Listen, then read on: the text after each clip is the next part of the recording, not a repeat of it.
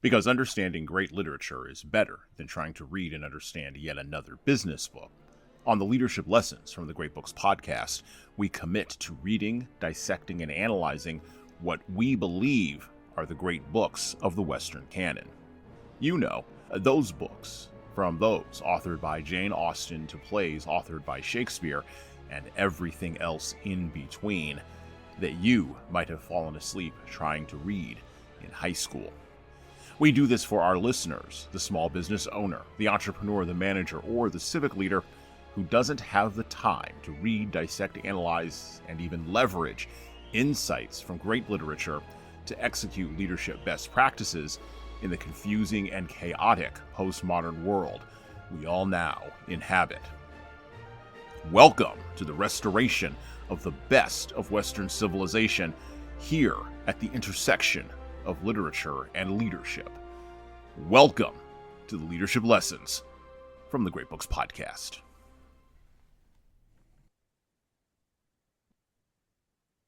Hello, my name is Jesan Sorrells, and this is the Leadership Lessons from the Great Books podcast, episode number 177. And reading from our book today, the preface from our book today, the introduction for our book today. It seems that men do not rightly understand either their store or their strength, but overrate the one and underrate the other.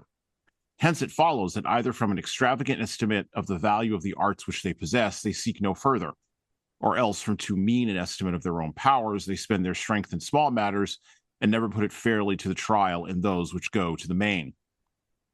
These are as the pillars of fate set in the path of knowledge, for men have neither desire nor hope to encourage them to penetrate further.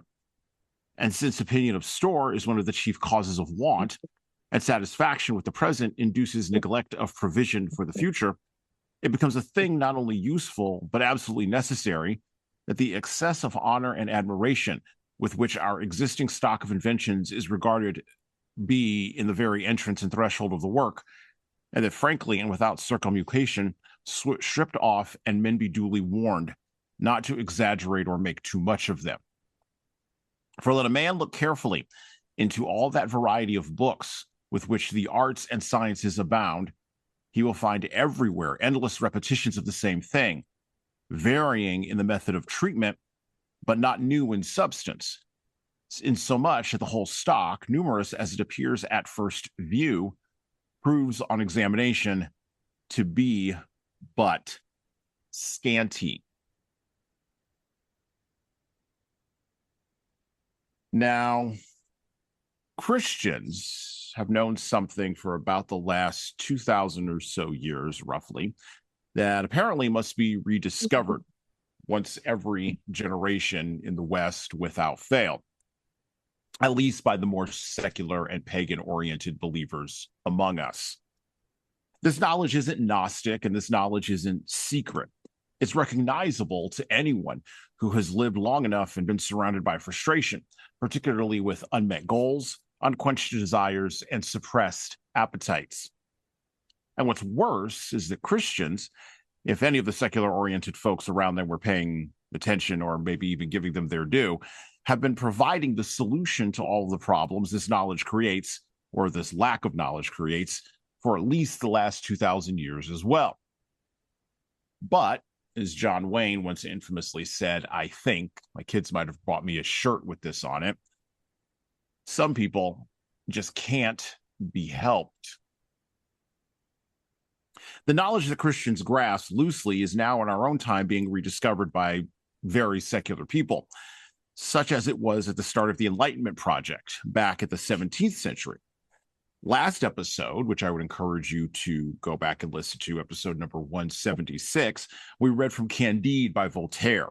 And the author today would have influenced Voltaire's writing and approach to the narrative restructuring via human reason and human skepticism that our author today absolutely championed. Of course, he championed it only after knowing the thing that all Christians in his time, particularly Puritan Christians, knew in his time by heart. Today, on the show. Today, on this episode of the podcast, we are reading and examining the themes for leaders from an essay by the great-grandfather of empirical skepticism, a man who laid the foundation for the scientific method that created the technology that brings you this podcast today. But it's the same empirical skepticism that can't tell you what bringing this podcast to you actually means. We are reading from a very long essay, certain select parts of The Great Instauration by Francis Bacon. I'm going to hold it up here. That way you can see my copy of this today. Leaders, there is no secret to restoring the world, and there is nothing new to be, quote unquote, discovered.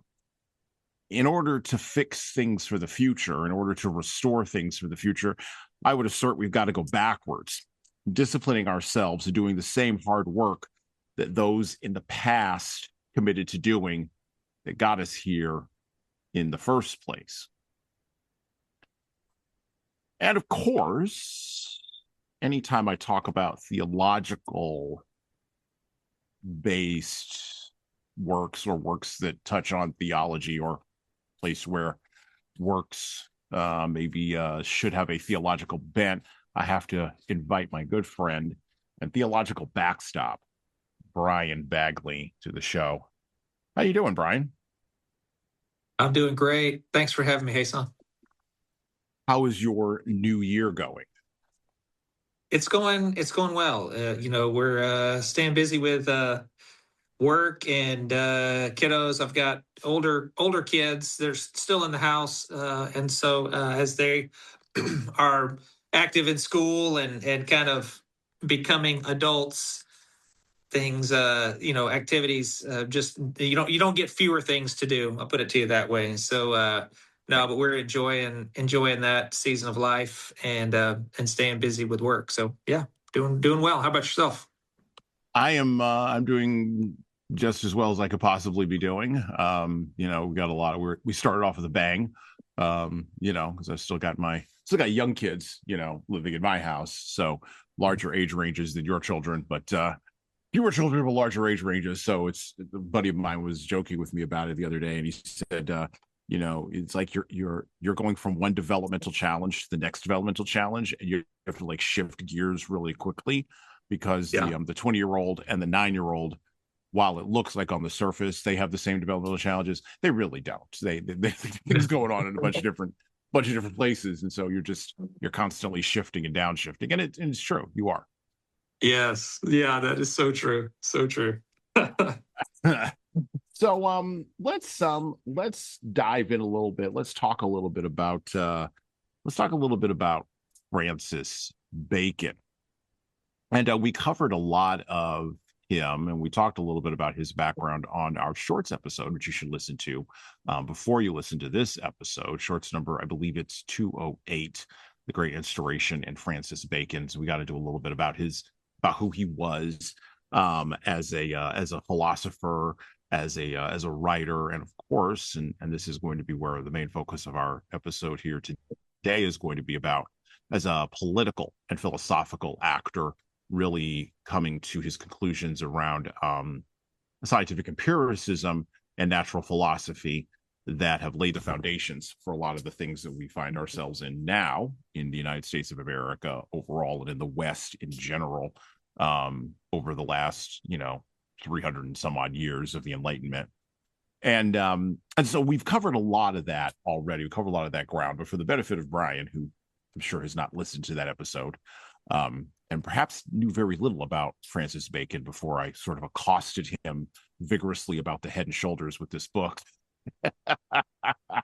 let me just cover a couple of things here on old Francis, so that we could sort of jump into this. So, as I said before, Francis Bacon was a writer, a scientist, a philosopher, a politician, and as a human being, he presents an enigma to the postmodern mind, as do a lot of Enlightenment authors, like even Voltaire. We even had a vibrant conversation about Voltaire. Bacon believed fervently that the world could be remade through empiricism and observation, but he also recognized, weirdly enough, the barriers that idolatry presented. And we're going to talk a little bit about that today. Raised in England during a time of religious conflict and tutored under the precepts of Puritanism, Bacon was the original postmodern secular man before that was actually a thing. And he stated that the point of his life was, quote, to uncover truth, to serve his country, and to serve his church. But then if you go back and look at his biography, you look at how he actually lived, he proceeded in the course of his life to behave just about as nakedly and grasping as any social climber in the 21st century would in the 17th century Elizabethan court, and of course the Parliament. And Bacon was sandwiched. His entire career and his entire life in Parliament and in politics was sandwiched between Queen Elizabeth I and King James I during a time when Catholicism and Catholics were being run to ground in England. And he even advocated for the execution of Mary, Queen of Scots in Scotland, who was the cousin of Queen Elizabeth. And he was also there during the rise of Puritanism, which much later on in America would become a dirty word.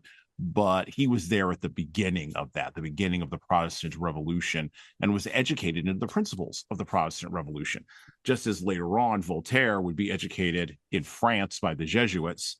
And just like Voltaire wound up biting the Jesuits in the butt with his particular brand of writing and satire, Bacon wound up, well, I would assert, Bacon wound up taking Puritanism, or at least Protestant thought, to its logical conclusion once it was divorced from, in his mind, God.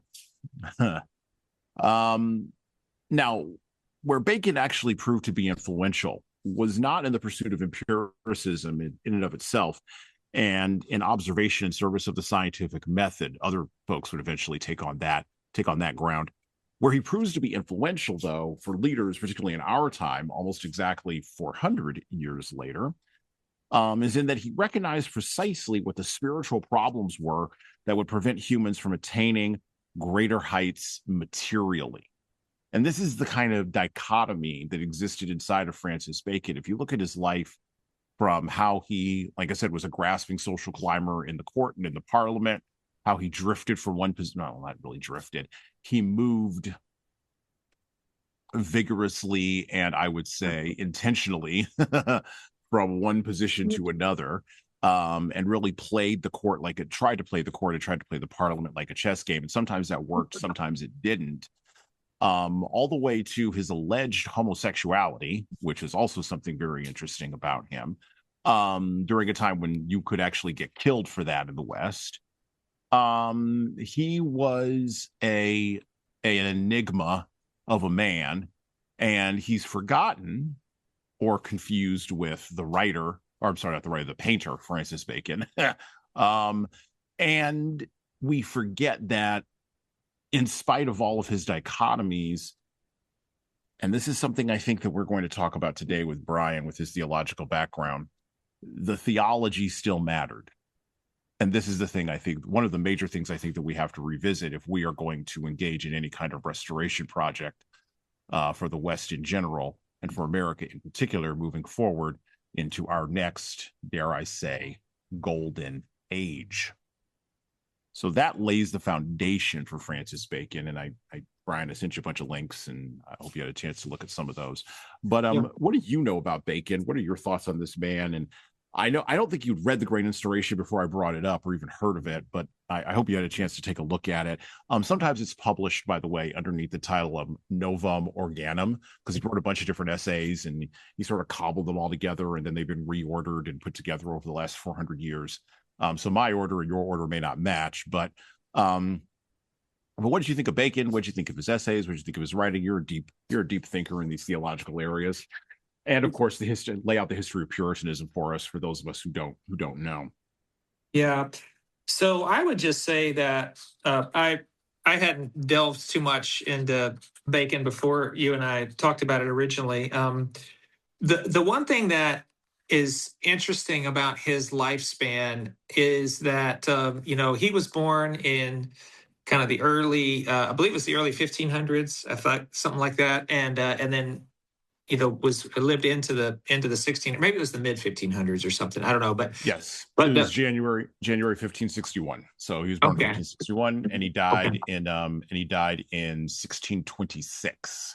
yeah, and I think the Protestant Reformation didn't quite end until or run its course fully until after he had passed away. So he was born after Martin Luther nailed the 95 Theses to the church door in Wittenberg, Germany, and then he passed away. So you could even say before it was all over or had run its course.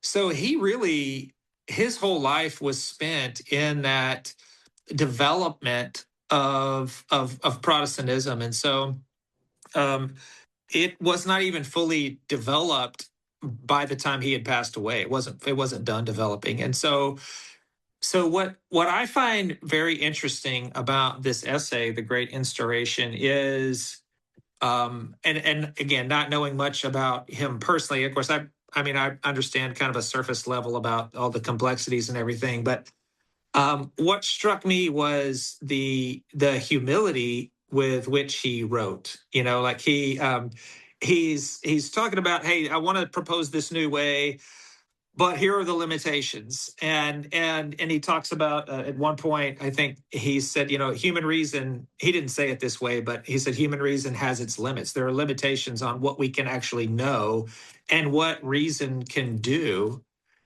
And anyway, he made another point in there about the you know we the senses, a person's ability to sense. It's limited in a couple of different ways. It can just be flat out wrong, and then it can't sense every single thing. Like and so I was just really struck by his willingness to pursue something difficult, which is a renewal. Okay, renewals are always difficult, but they're always necessary. A renewal of how do we think through empirical information and the collection and organization of knowledge of our universe.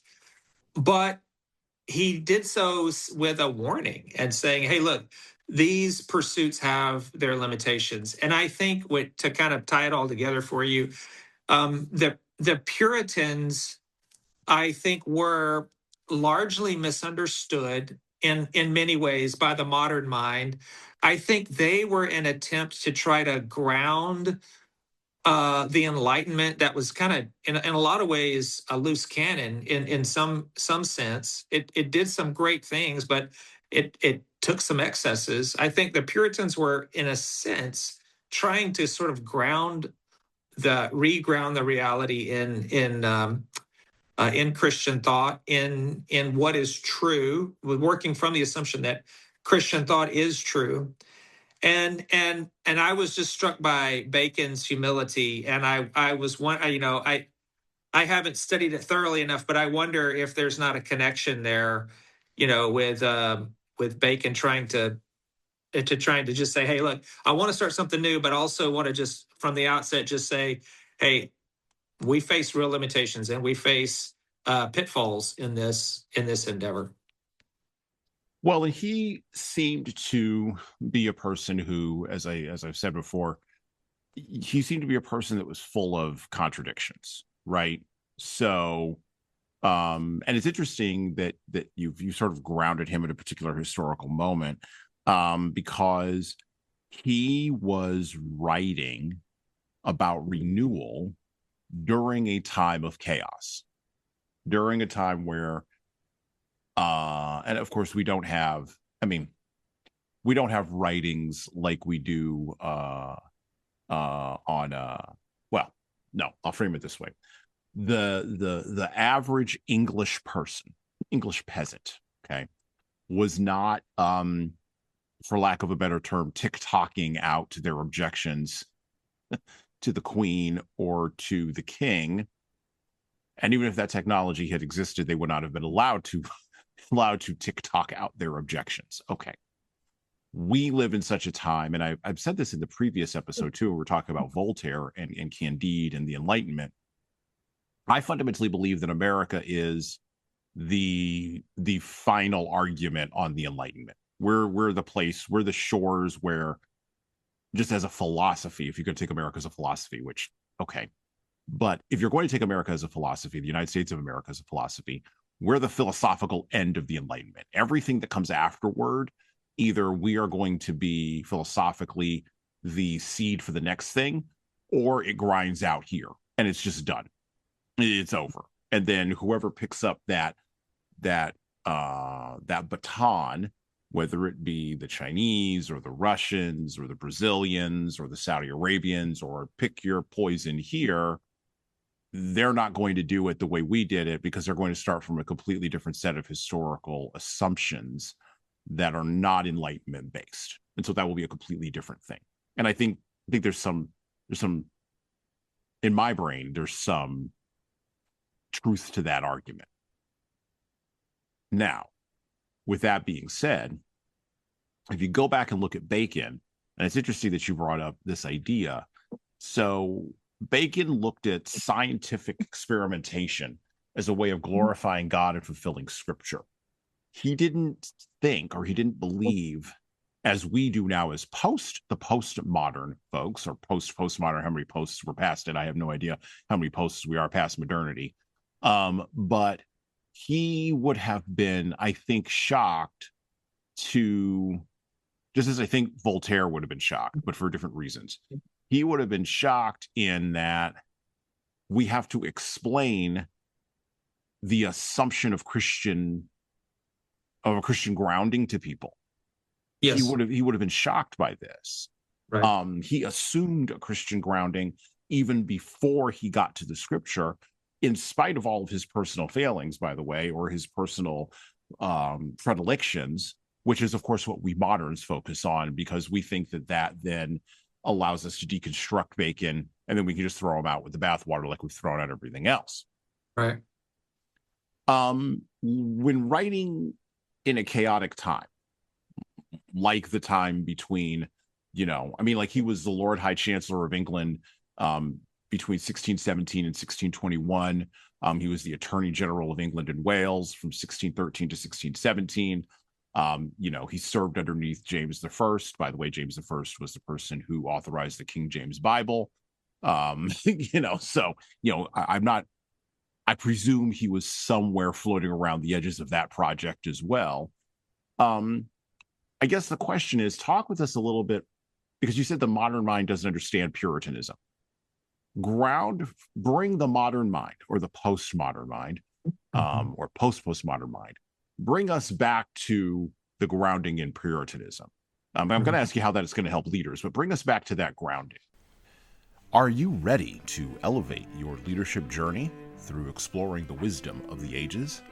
Subscribe to the Leadership Lessons from the Great Books podcast on all major podcast platforms, including Apple iTunes, Spotify, and YouTube Music. You can also find us everywhere else podcasts are available. If you find value in our episodes, please leave a 5-star review on Apple, Spotify, and of course, YouTube. We need those reviews to grow, and it is truly the easiest way to help other leaders and lovers of literature discover this show. And thank you for your support. Well, Puritanism was a project of the believers in Christianity in England at the time, to try to reassert the kind of the primacy of Scripture, right? And so there was so much tumult and so much, like you're talking about, that Francis Bacon's life was a dichotomy, or there's so many different. On one hand, he was. He spoke in this pious way, but on the other, he was conniving, and he might have indulged himself in, affairs and things like that. I think that was not abnormal in that day. I think since there was a lot of moral tumult, that the Puritans said, "Hey, we need to reground the Church of England, and the Puritans were hated for that in a lot of ways. They were not they were in the way. They were constantly trying to pull England back towards a much stronger grounding in the Bible, and towards a more firm understanding of the Christian tradition. And as a result, they were persecuted. And so that's why you have a lot of Puritans that fled on the Mayflower to other places. They first they went back to the European mainland. They were in Holland because they were allowed to be safe there. Then from there a group of them took off to the New World and settled New England. And so you have a very heavily Puritan influence in New England. But anyway, all that to say, Francis was part of that cultural landscape. He was breathing that same air that the Puritans were breathing, and not just and from a cultural perspective is what I mean by that. But anyway, so I can't help but think that he not only was he aware, he may have. I mean, and I don't know. I'm totally conjecture. He may have agreed with them on some points. He seems to be a fair, open-minded person. I'm sure he probably didn't agree with them on everything. But anyway, I did appreciate his humility and his willingness to, like I said earlier, acknowledge limits, which is something that I think the modern mind has a hard time doing. But anyway, I don't know if that answers your question, or if there's more you want to say. Yeah. No. I mean, so if you go and look at his, you scroll through his Wikipedia article, I'll again, we're fact checking ourselves on the podcast this year. So if you go and look at the Francis Bacon Wikipedia entry, you scroll down to where it says his personal beliefs. It says underneath religious beliefs, it says Bacon was a devout Anglican. He believed that philosophy and the natural world must be studied inductively, but argued that we can only study arguments for the existence of God. Information about God's attributes, such as nature, action, and purposes, can only come from special revelation. Bacon also held that knowledge was cumulative. Study encompassed more than just a simple preservation of the past. In Bacon's, well, we'll talk about that in a minute. I'm going to skip. Bacon was against the splintering within Christianity, believing that it would ultimately lead to the creation of atheism as a dominant worldview, as indicated with his quote that, quote, the causes of atheism are divisions in religion, if they be many, for any one main division addeth zeal to both sides, but many divisions introduce atheism. Another is scandal of the priests, when it is come to that which St. Bernard saith, one cannot now say that the priest is as the people, for the truth is that the people are not so bad as the priest. A third is custom of profane scoffing in holy matters, which doth by little and little deface the reverence of religion. And lastly, learned times, especially with peace and prosperity, for troubles and adversities do more bow men's minds to religion. Close quote. I think he was right. And I'm not asking our heroes or our villains to be morally to match my moral framework of the world. I think we can learn both from those who have matched the moral framework and those who have not. It just depends upon what you want to keep and what you want to throw away, right?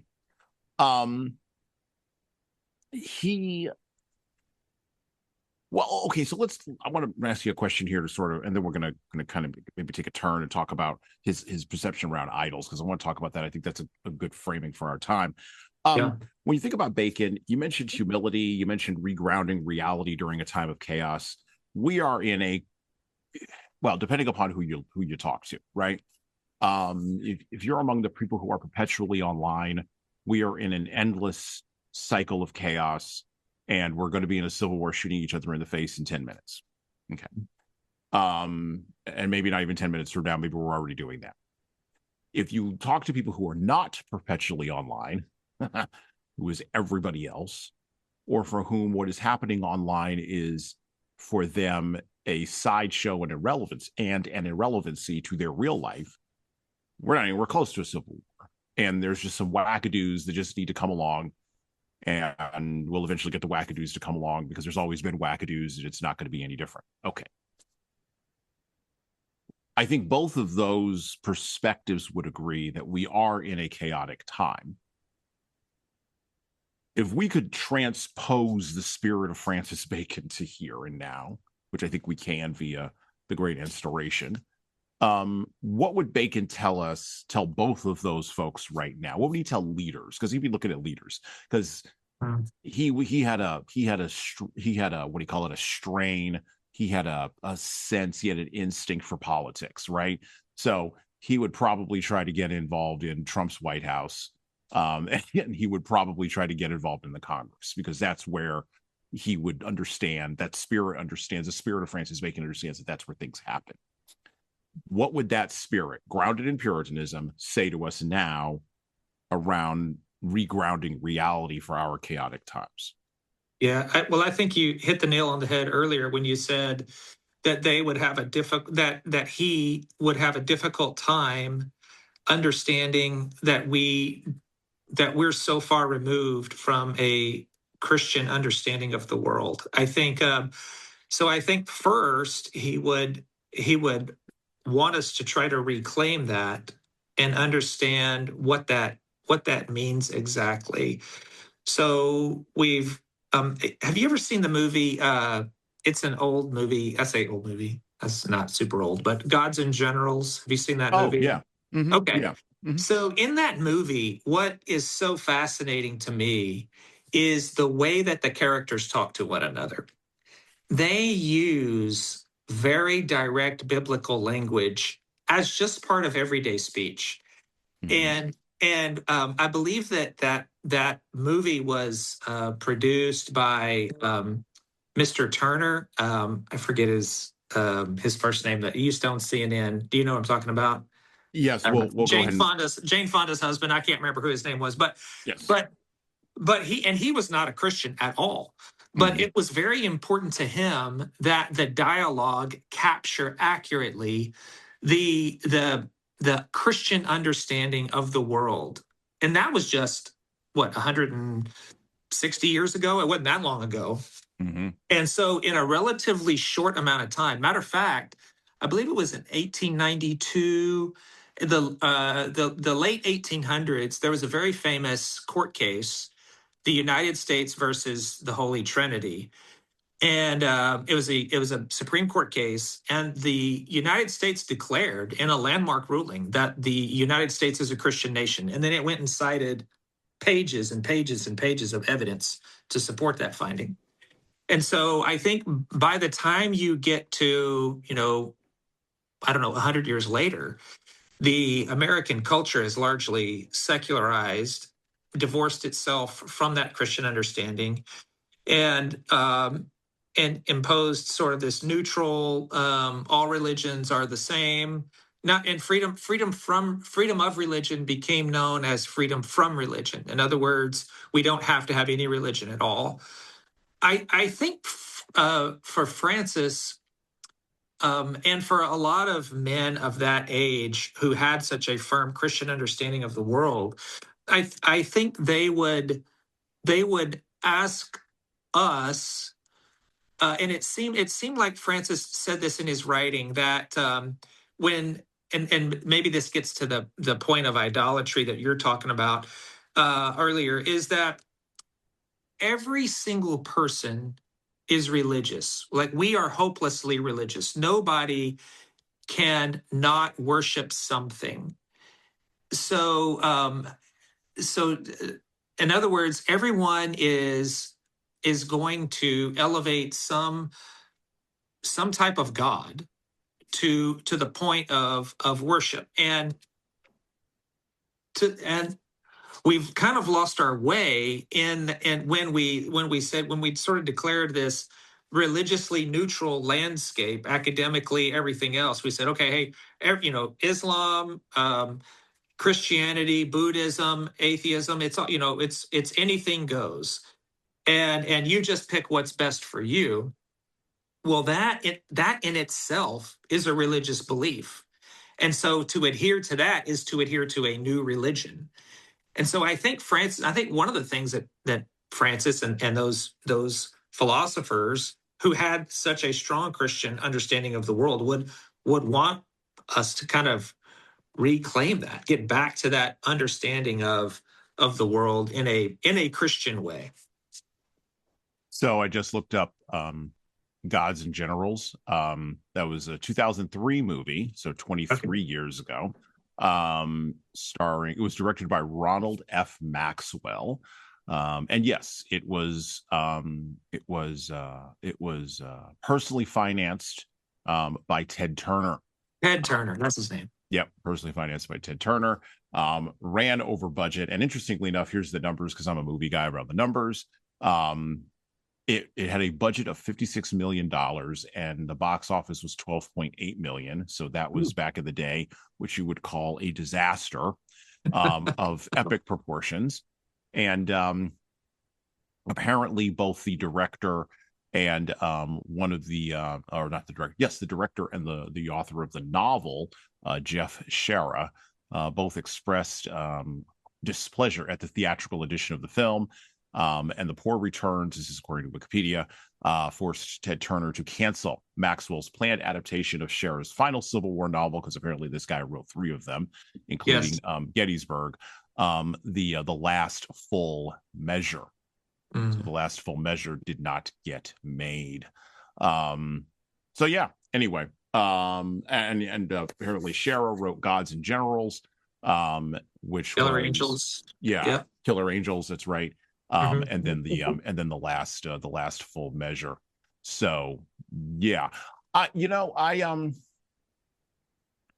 well, it's interesting because we have to, on the one hand, we want people with power and authority and money to lead the charge on these things, on these areas. But when people with power and authority and money are corrupted, as is in our era, I wonder how we get there, right?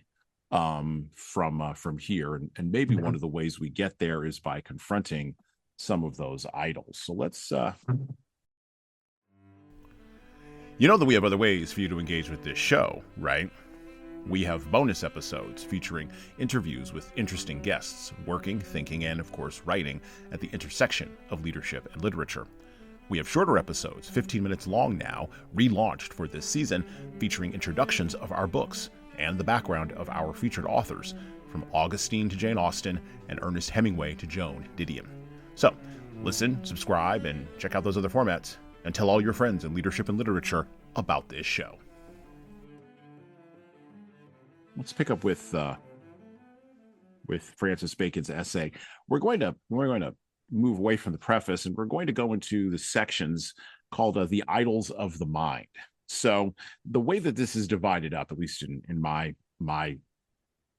the way that my copy of the Great Instauration is divided up, the idols of the mind is separated out, and it has the various headings.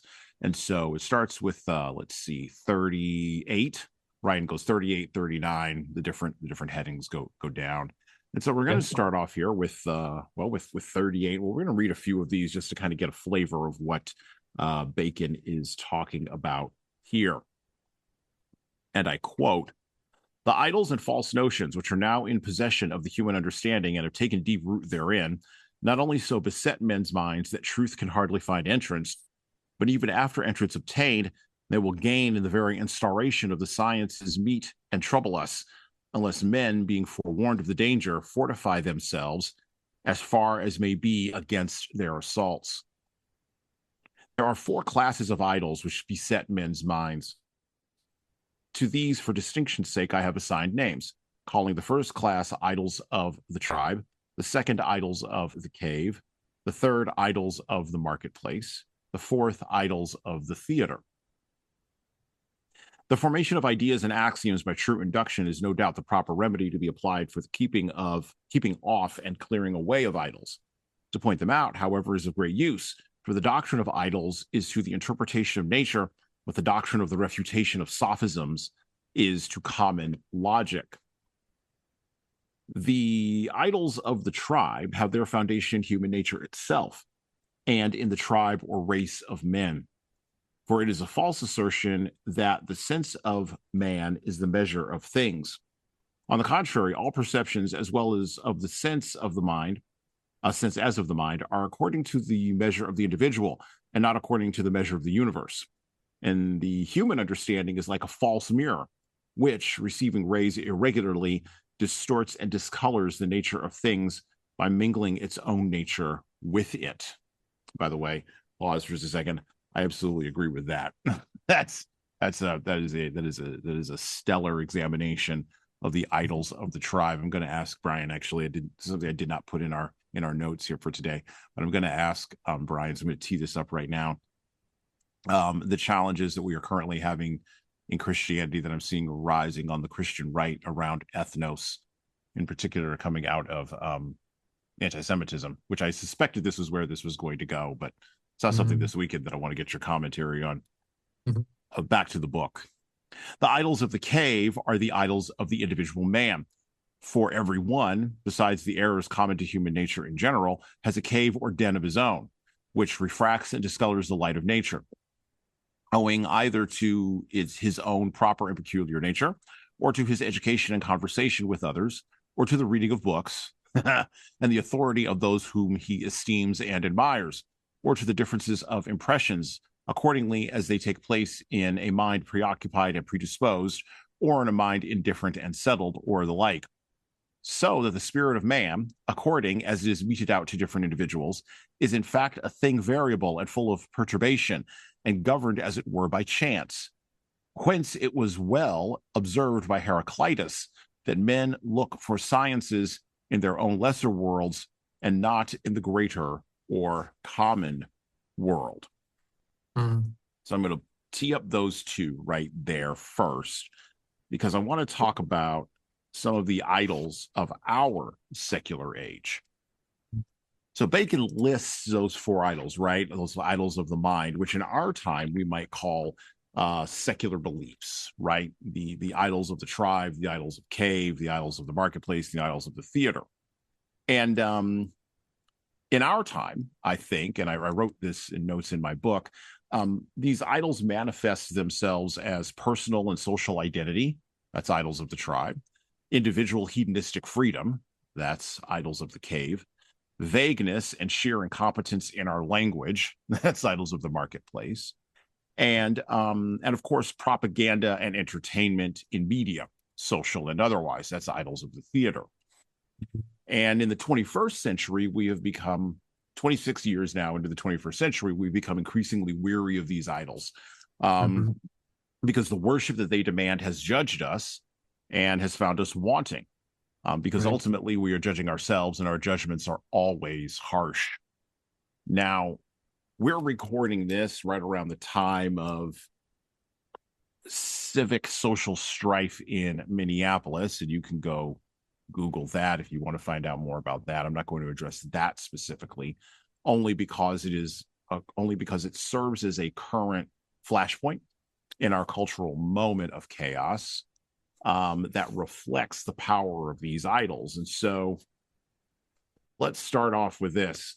How does the worship of our modern idols, Brian, manifest now in the culture of the United States? Are you seeing the same things that I'm seeing, or am I way the far off? Yeah, no, I would say, if anything, that and I find this fascinating that Francis Bacon, the four idols, the four main idols, categories, I guess, maybe, I would say it might even be, well, not might, I would say it's exploded well beyond that at this day and age. I think our idols are many, many idols. And I was reminded, as I was reading this, I was reminded of, it's in Acts, I believe it's Acts chapter 17, where Paul confronts the Athenians in the Areopagus. And in that place, the Athenians are just inundated with, I mean, there's gods, there's statue to all kinds of gods, and there's idols all over the place. And hey, you go here and you find the God that you want to worship and you worship that God.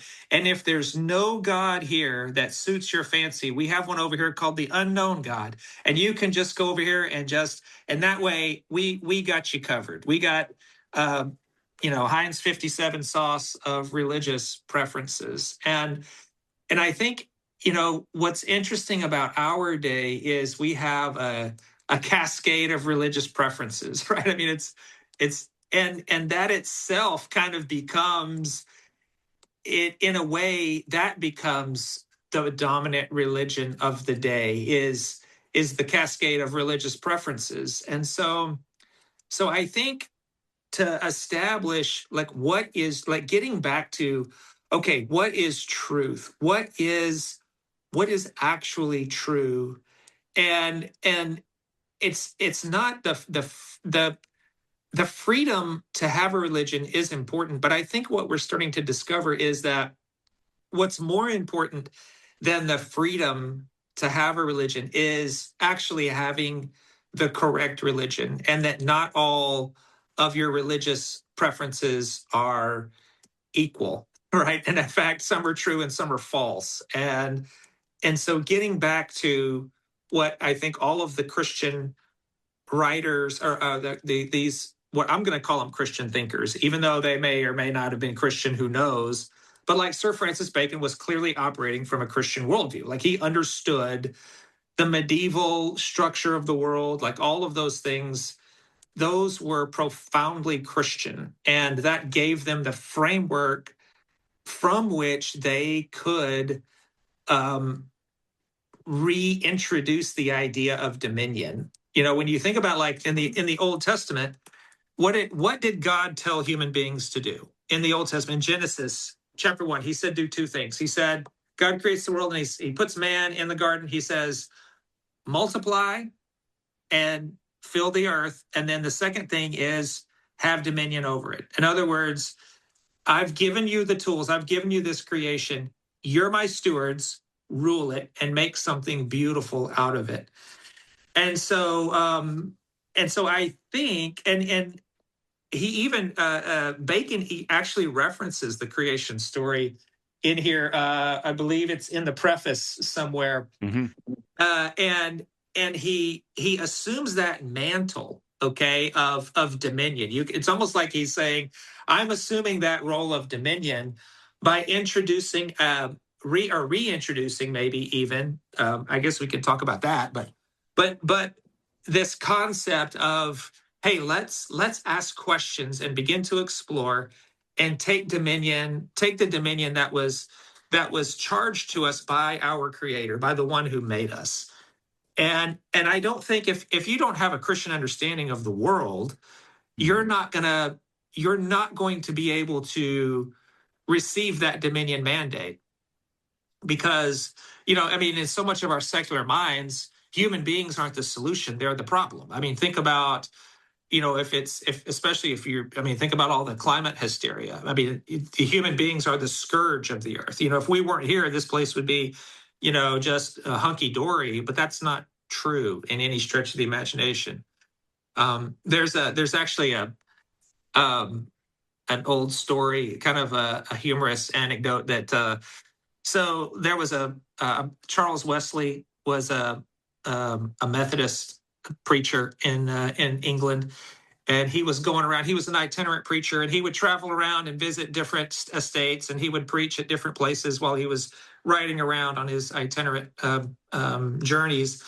And the story goes that he drove up on this, or he rode up on this estate, and there's this farmer working hard in the pasture. And he said, he went up to the guy and said, and it was this beautiful farm. I mean, the guy had just, it made this beautiful estate. And he approached the farmer and said, hey, God has really blessed you with a wonderful property. And the farmer looked back at Charles Wesley and said, well, yeah, that's great and all, but you should have seen it when he had the place to himself.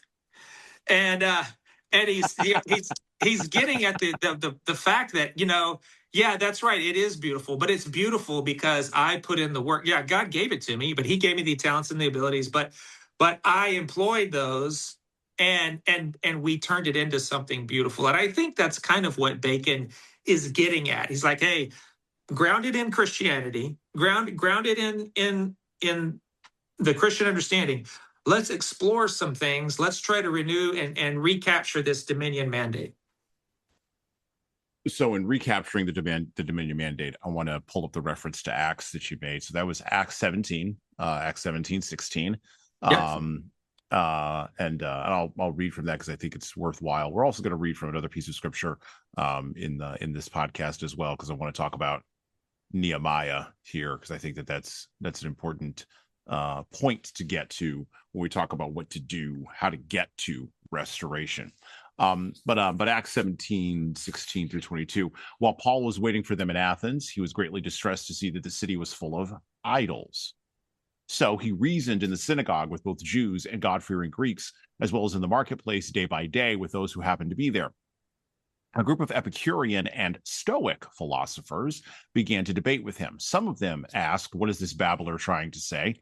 Others remarked, "He seems to be advocating foreign gods." They said this because Paul was preaching the good news about Jesus and the resurrection. Then they took him and brought him to a meeting of the Areopagus, where they said to him, "May we know what this new teaching is that you are presenting? You are bringing some strange ideas to our ears, and we would like to know what they mean." All the Athenians and the foreigners who lived there spent their time doing nothing but talking about and listening to the latest ideas. Verse 22, Paul then stood up in the meeting of the Areopagus and said, quote, "People of Athens, I see that in every way you are very religious. For as I walked about and looked carefully at your objects of worship, I even found an altar with this inscription, 'To an unknown God.' So you are ignorant of the very thing you worship. And this is what I am going to proclaim to you." Close quote. By the way, that is from BibleGateway.com. That is the New International Version, Acts 17:16 through 22. Less rolling language in the King James Version, but I guess it'll have to do for our show today. Gets across the point. Can I just add one thing to that? Yeah, go ahead.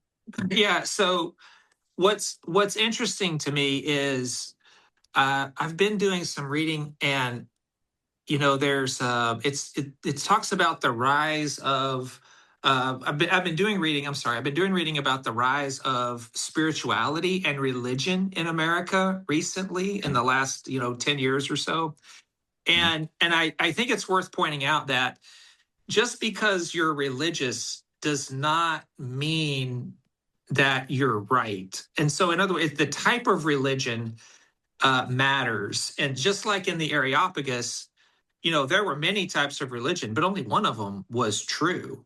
Mm-hmm. And so I think what could happen that would sort of maybe derail our renewal would be this multiplicity, or these cornucopia, this smorgasbord of religious renewal, but it's not Christian. It's it's pagan, or it's Islam or whatever. Like, in other words, the recipe for success has to be and must be explicitly Christian in order for this project to actually work. Now, it's interesting that you bring this up, because one of the challenges that we have as a nation state polity, being at the logical end of the Enlightenment, one of the challenges we have as a nation state polity is that we have taken to its logical end multi-ethnos and multi-religios practice within a sprawling country that goes across a third of a continent. And even in Christianity itself, okay, the splits, the conflicts, the challenges, forget in our own era, just 5 minutes after the Puritans showed up, because the people who started off in the Massachusetts Bay Colony were not the same people as those who started off in Jamestown. Those were two fundamental different strands Yep. then moved out over the continent over the course of 150 to 200 years. And the interdenominational strife, because of a full-throated, I would almost say idolatry, but let me not be harsh, a full-throated commitment to freedom of religion, then creates a dynamic where the pagan secularist person looks at Christianity and says, okay, well, you got Methodists, you got Baptists, you got Congregationalists, you got Mormons, you got Seventh-day Adventists, you've got Church of Christ, you've got Christ Church, you've got the Branch Davidians, you've got the Scientologists. And I'm not saying all these are correct. We know what the differences are inside of the game. We know what the differences are. But to the person looking at it from outside the game, they don't understand the difference, nor are they interested, quite frankly, in the difference between the Lutherans and the Baptists at a doctrinal level. They're not interested in it. And it doesn't help when, and this is something that I was going to bring up, again, something that occurred to me this weekend, something that I saw, it doesn't help when the intervarsity arguments between Christians are about things that, quite frankly, and look, I have a lot of problems with post-World War II American Christianity. Don't get me wrong. But one of the things that post-World War II, particularly big evangelical Christianity, did correctly was it put a kibosh on the intramural fights around, quite frankly, ethnos, race. And because of the deconstruction and the collapse of the big evangelical church post-COVID, we are now seeing the intramural sniping starting first with anti-Semitism, and whether you support the Jewish nation state and what they did after October 17th or not, all that now devolves into a religious argument between the dispensationalists and the end time folks, and then the folks who are not dispensationalists and the newer more the dispensationalist folks who say more radical, but again, the newer folks who have a different philosophy based on a different reading of the theology. That then devolves into what I've been seeing recently from like Joel Wieben, who's getting turned inside out, around interracial marriage. Oh, you knew I was going to bring this up. And so, for me, I look at the work. I look at neither Jew nor Greek. I look at the history of ethnos. I look at the history of ethnicity in the Middle East. And, I look at the arguments that not just Wabon, but other folks are making. And I see where they come out of, and I go, shut up. Number one. Number two, you're out of your lane. Like, you clearly haven't understood the right thing. But yet again, this is one of those intramural fights that causes division within the body. And in a society that claims freedom of worship and freedom of religion, and by the way, freedom of association, I shall not be coerced into associating with somebody I don't want to be coerced with, into being associated with. Okay, fine. You have freedom of association. Okay, that's fine. Now we've got a stew inside of the Christian body that I don't think can successfully, I don't think. I wonder if it could successfully mount an eschatological framework that can restore them, not necessarily restore, but bring back the modern secular mind.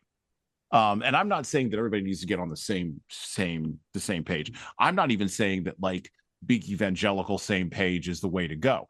I'm not stating any solutions to this problem. I'm merely pointing out that these are the fractures.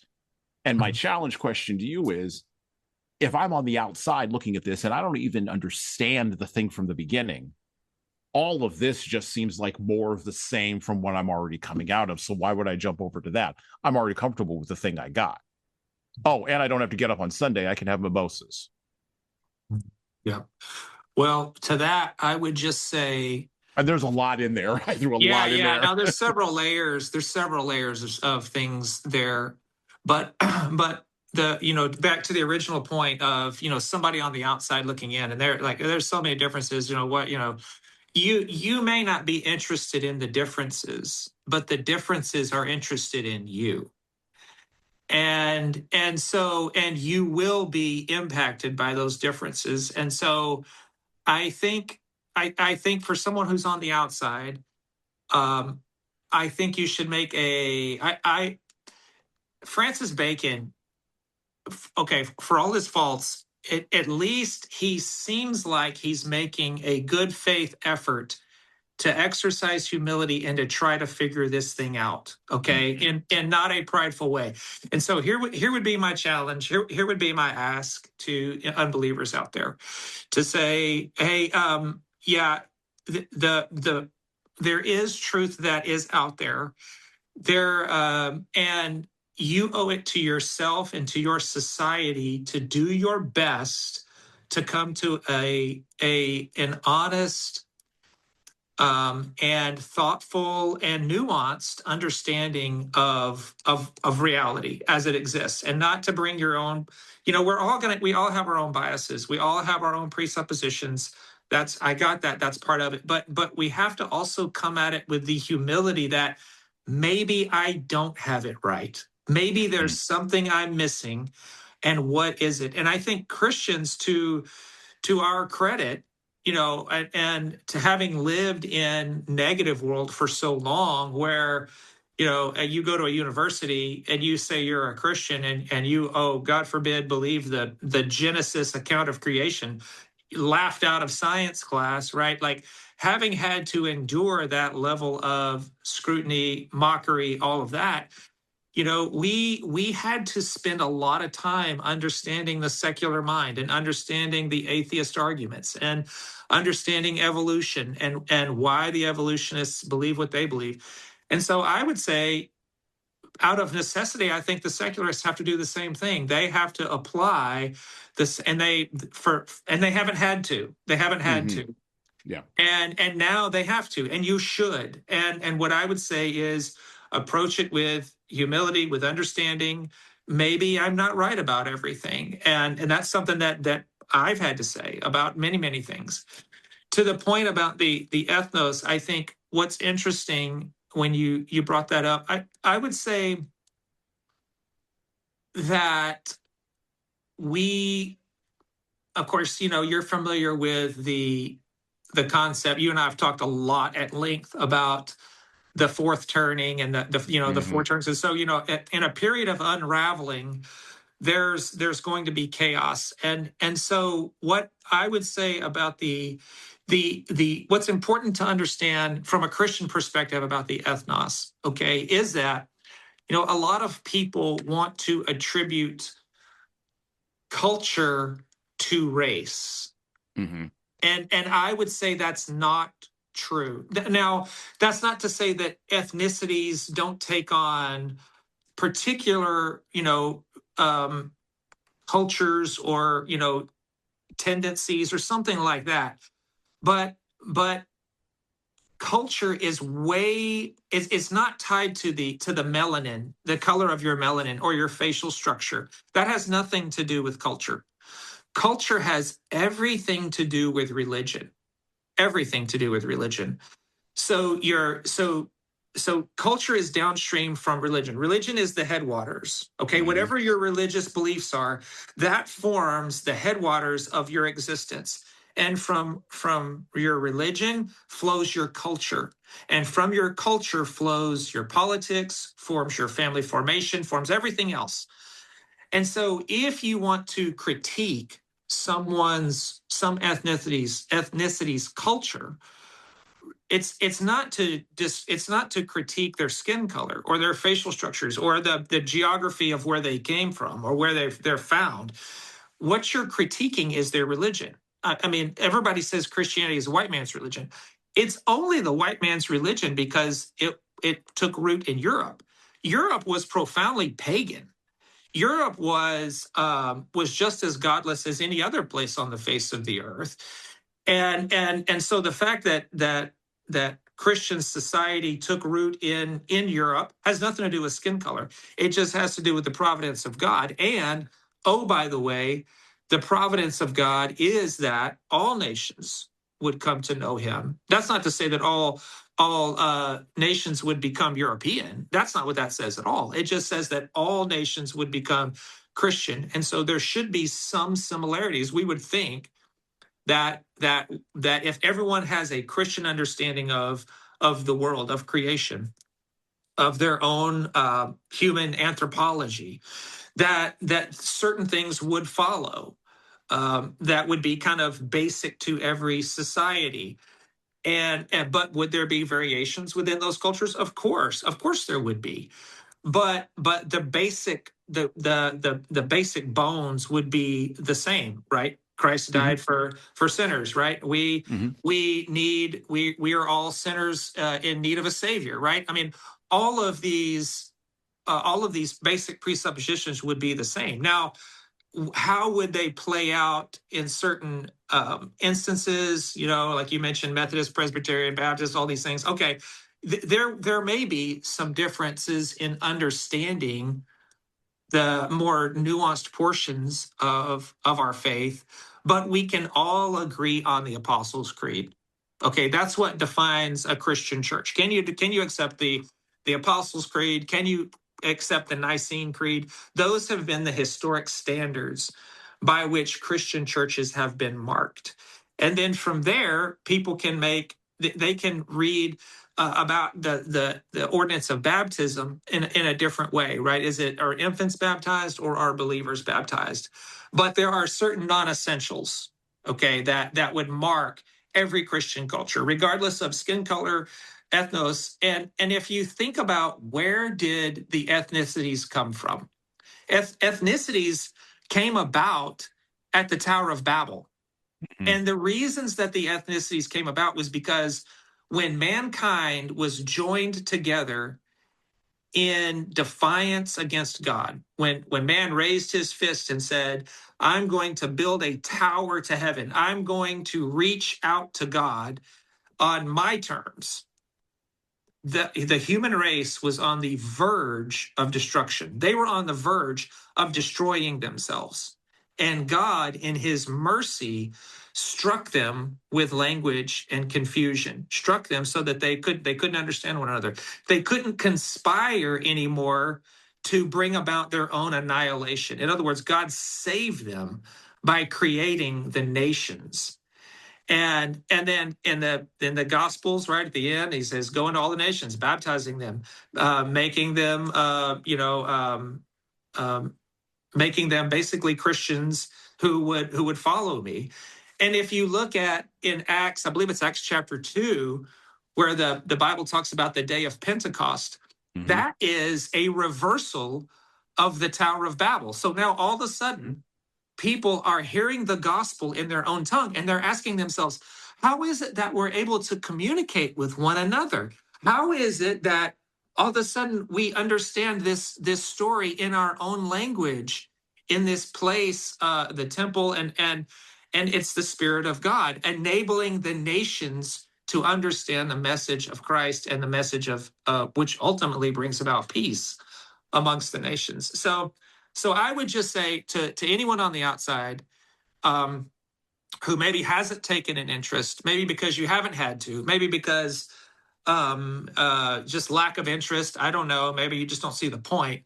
I would say that you may not be interested in the differences are interested in you, and those differences will have you. They will. And if you don't take the time to understand them correctly, you could very easily end up either missing out or in the wrong place. And I say that with a lot of humility. Like I don't even know. I pray to God that I'm in the right place. I pray to God that we're all in the right place. And so I think we just have to approach this with humility, understanding there are non-essential, or there are non-negotiables, and then there are things that we can negotiate on. We can have our differences and still have a unified base from which a healthy culture, a healthy nation can emerge. Does that make sense? That was a lot.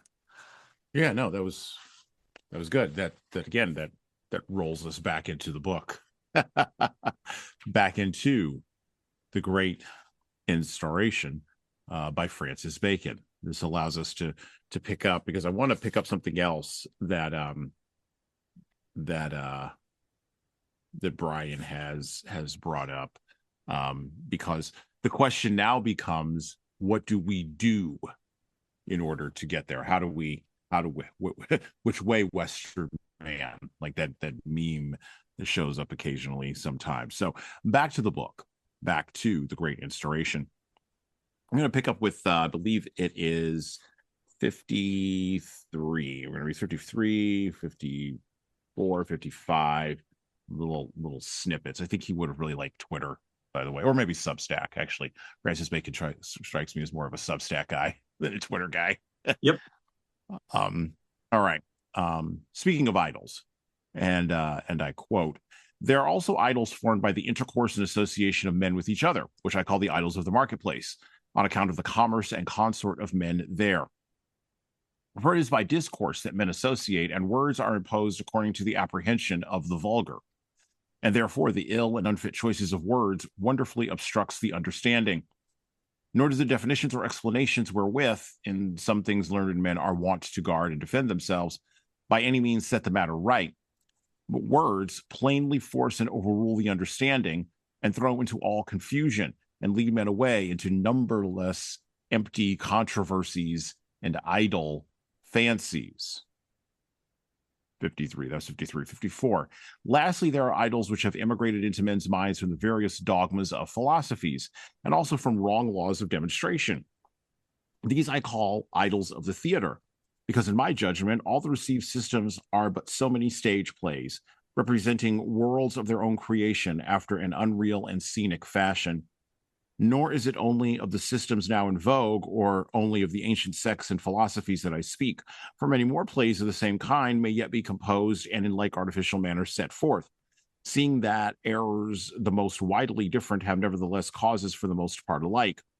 Neither again do I mean this only of entire systems, but also of many principles and axioms in science, which by tradition, credulity, and negligence have come to be received. But of these several kinds of idols, I must speak more largely and exactly, that the understanding may be duly cautioned." 55. "The human understanding is of its own nature prone to suppose the existence of more order and regularity in the world than it finds. And though there be many things in nature which are singular and unmatched, yet it devises for them parallels and conjugates in relatives which do not exist.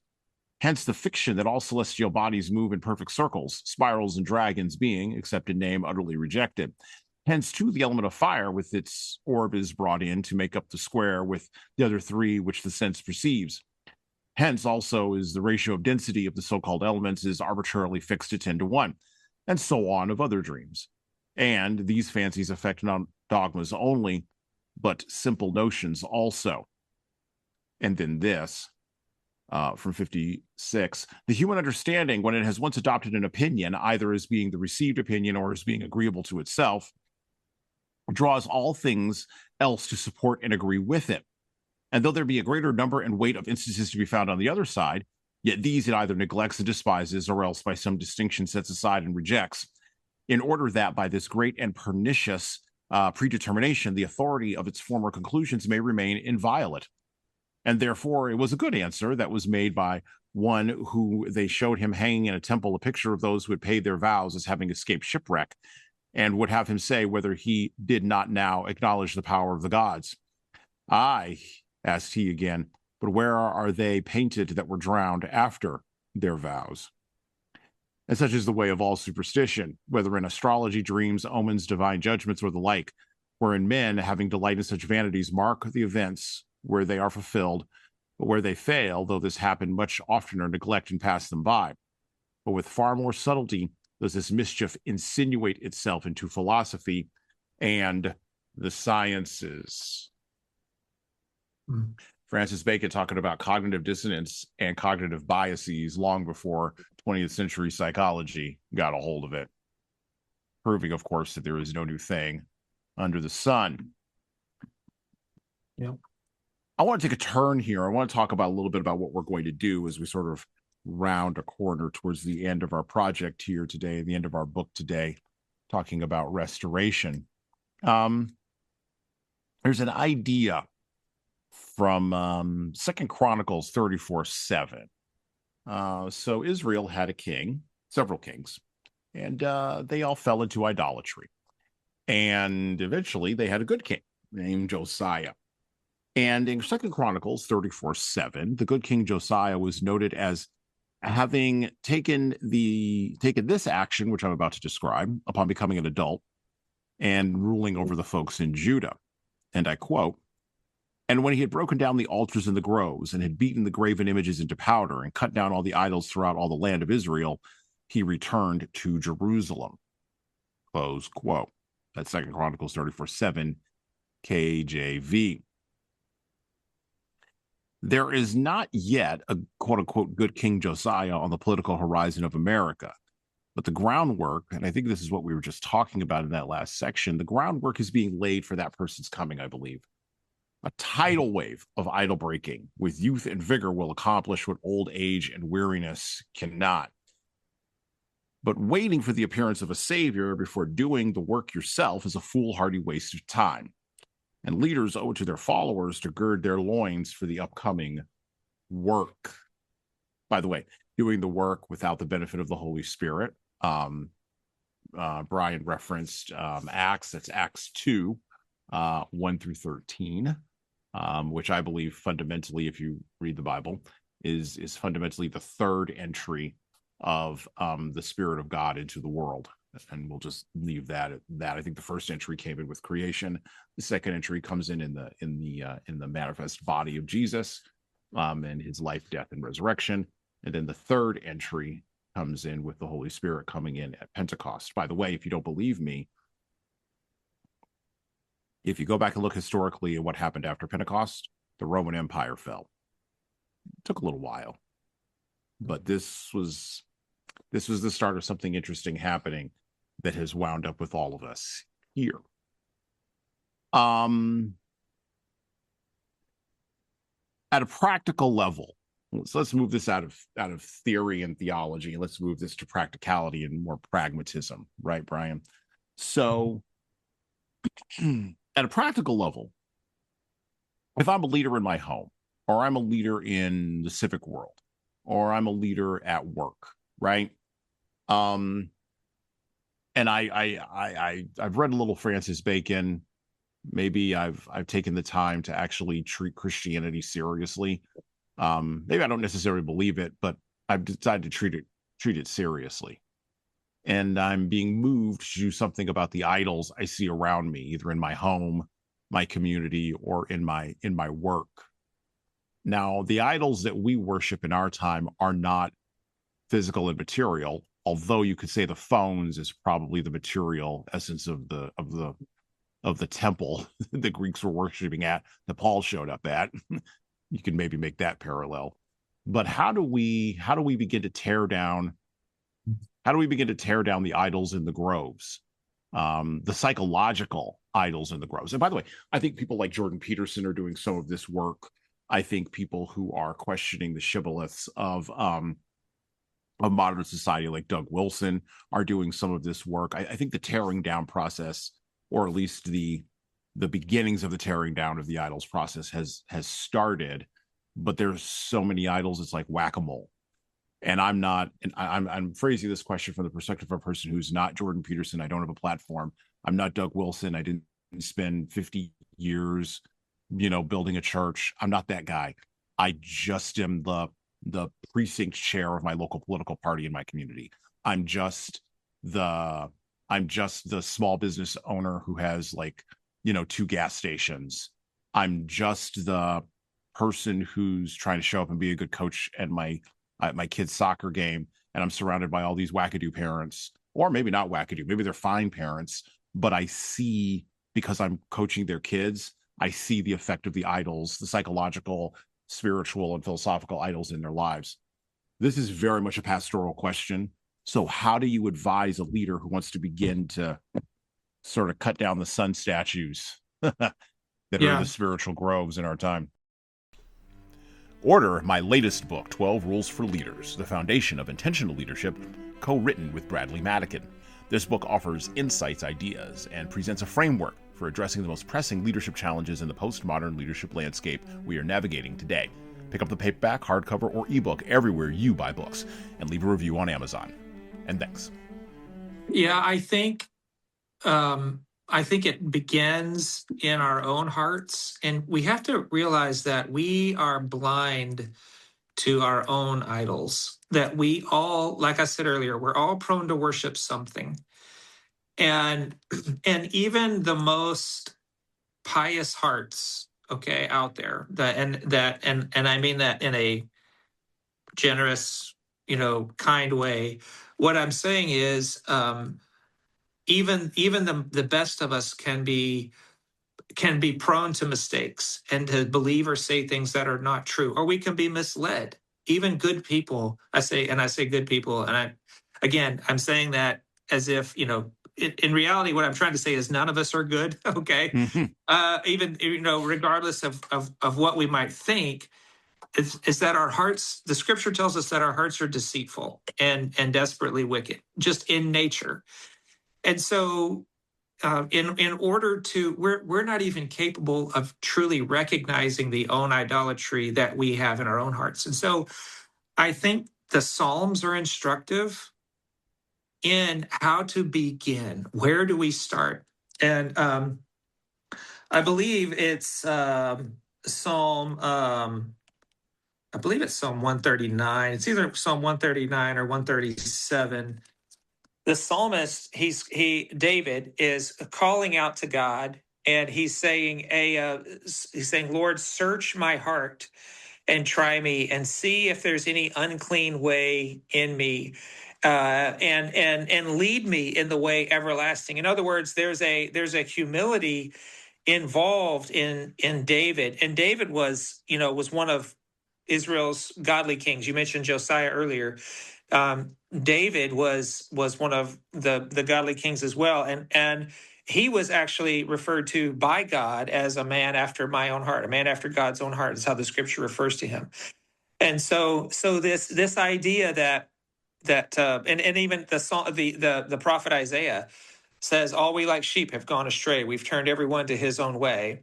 And our tendency is to reject God. Our tendency is to be blind, to be helpless, and so we have to be utterly dependent on God and realize that. That's the starting point for identifying idols and tearing them down, which is part of the reason why I really appreciate Francis Bacon's humble approach to this whole project, saying, hey, I want to start a new renewal process, right? Let's renew the sciences. Let's try to take dominion over the earth again, and with something new.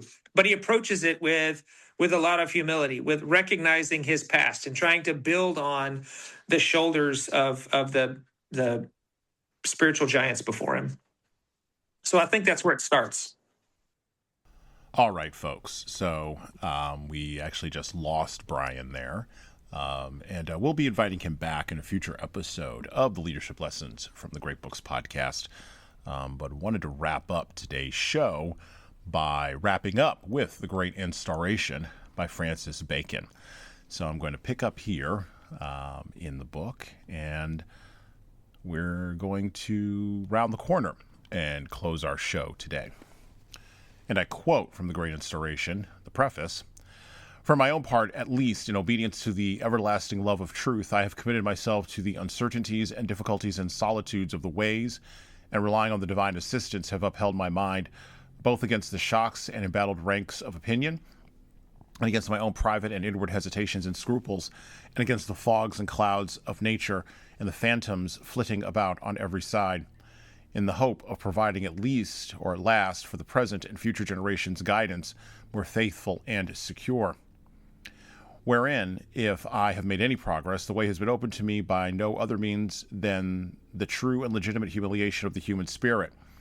For all those who before me have applied themselves to the invention of the arts have but cast a glance or two upon facts and examples and experience, and straightway proceeded, as if invention were nothing more than an exercise of thought, to invoke their own spirits, to give them oracles. I, on the contrary, dwelling purely and constantly among the facts of nature, withdraw my intellect from them no further than may suffice to let the images and rays of natural objects meet in a point, as they do in the sense of vision, whence it follows that the strength and excellency of the wit has but little to do in the matter. And at the same humility which I use in inventing, I employ likewise in teaching. For I do not endeavor either by triumphs of confutation, or pleadings of antiquity, or assumptions of authority, or even by the veil of obscurity, to invest these inventions of mine with any majesty, which might easily be done by one who sought to give luster to his own name, rather than light to other men's minds. Then skipping down. Wherefore, seeing that these things do not depend upon myself at the outset of the work, I most humbly and fervently pray to God the Father, God the Son, and God the Holy Ghost, that remembering the sorrows of mankind and the pilgrimage of this life, wherein we wear out our days few and evil, they will vouchsafe through my hands to endow the human family with new mercies. This likewise I humbly pray, that things human may not interfere with things divine, and that from the opening of the ways of sense and the increase of natural light there may arise in our minds no incredulity or darkness with regard to the divine mysteries, but rather that the understanding be thereby purified and purged of fancies and vanity, and yet not the less subject and entirely submissive to the divine oracles, may give to faith that which is faith's. Lastly, that knowledge, being now discharged of that venom which the serpent infused into it, and which makes the mind of man to swell, we may not be wise above measure and sobriety, but cultivate truth in charity. For my part, I agree at the close here of our episode today on the Great Instauration. I agree with Brian Bagley. I agree with our guest today. We are blind to our own idols. We are blind to the things that grab hold of us and the things that we put the highest, the things that we worship. We are blind to those things. And Bacon was more aware of this empirically probably than any other thinker or philosopher or even scientist who was working through the chaos of the transition from a world of medieval thought and medieval processes to a world of Renaissance, Reformation, and through to a world that would be dominated by human reason, human skepticism, and above all, be driven by an endeavor towards human enlightenment. We are on the other side of that endeavor, and the idols we worship as a Western culture have been tested in various ways over the last 80 years, and they have all been found wanting to provide meaning. However, we cling to them because we don't have leadership that has any better ideas.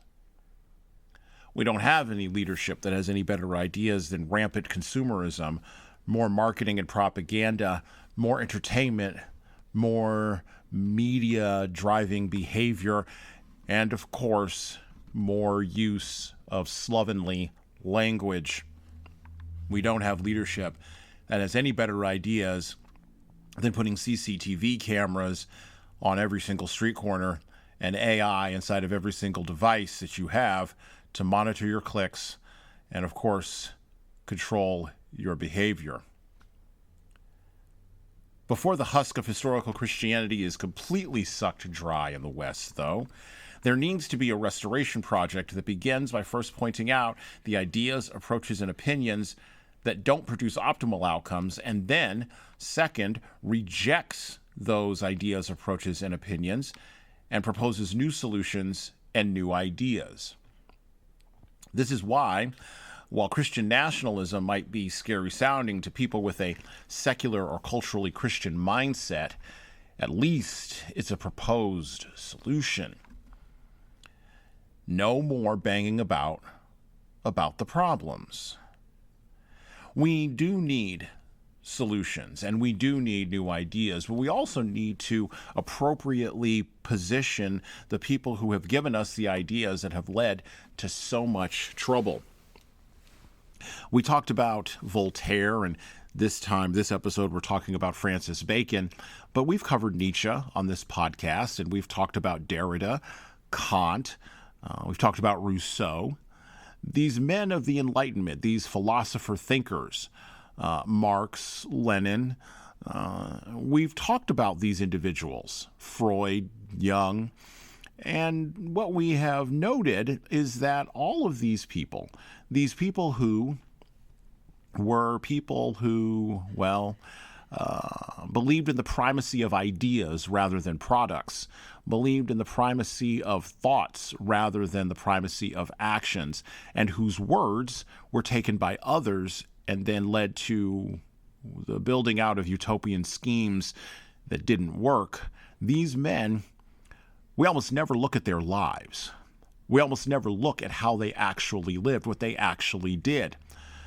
Rousseau fathered anywhere between 5 and 7 children and abandoned them all to orphanages. Marx beat his servants and sat in a library all day and couldn't hold a job. Kant elevated his own personal ability to basically be slightly autistic to societal level. And I'm not saying that's a bad thing, but that's what he did. Diderot, if you'll look at him in the French Revolution, he hated women and could not make a relationship with them. And Francis Bacon was a social climber, a schemer, a man who, at the end of the day, may or may not have had predilections that we would look on as ghastly. I'm not saying that we should hold these men to be gods, but I am saying that if we're going to take on their ideas and look at the results of their ideas, and if we're going to go in a different direction, we need to pick different ideas. Because if you don't have the power to walk the idea out yourself that you're proposing for others, how good can that idea actually be? I would also assert that we need to confront and repent of the idolatry deep in our own personal lives, away from work, away from civic leadership, away from community volunteering, away from social media, away from the show, away from our hobbies, away from our friends. We need to confront and repent of the idolatry in our own lives and hearts, and to paraphrase from 2 Chronicles, and break down the altars and groves and beat the graven images into powder that exist inside of ourselves, and cut down all the idols throughout all of the land, the psychological land in particular that exists inside each and every one of our minds. That is the first work we have to do in order to begin the restoration project and abandon approaches that no longer, quote-unquote, work. This act will begin the beginning of the restoration of an individual narrative more lasting than the false individual narratives we've all been fed by those individuals who proclaim themselves to be leaders but have no better ideas than constant surveillance and scolding. I want to thank Brian Bagley for coming on the podcast today. Always a pleasure to talk with him, and it's really too bad we weren't able to complete our conversation with him today. I want to thank you all for listening, as usual, to this episode of the Leadership Lessons from the Great Books Podcast. And, well, that's it for me.